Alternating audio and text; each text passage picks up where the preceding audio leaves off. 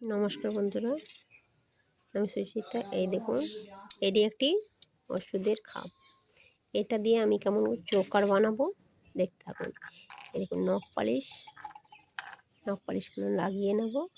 আর এই যে আমার পুঁতি, ছুঁচ সুতো সবই আমার নেওয়া হয়ে গেছে, আঠা নেওয়া হয়ে গেছে।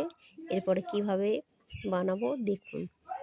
এই দেখুন বন্ধুরা, আমার এই ওষুধের খাপটিতে নেল পালিশটি লাগানো হয়ে গেছে, দেখতে পাচ্ছেন। আর এই দেখুন, পুঁতির মালাটি আমি গেঁথে নিচ্ছি। এই দেখুন, পুঁতিগুলো দিয়ে মালাটি আমি গেঁথে নিচ্ছি। তারপর কি হবে দেখুন।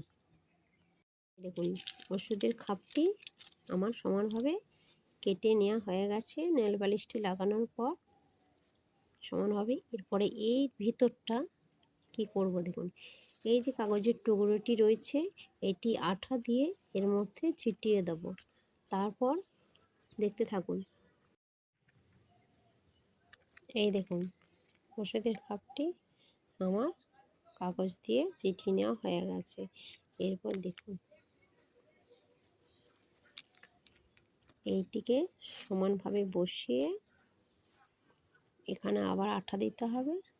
তারপর এটাকেও সমানভাবে বসিয়ে, এই দেখুন বন্ধুরা, আমার মালাটি আঠা দিয়ে চিটানো হয়ে গেছে। এরপর আরেকটি কাগজ দিয়ে এর উপরে দিয়ে দেব। কেমনভাবে দিচ্ছি দেখুন।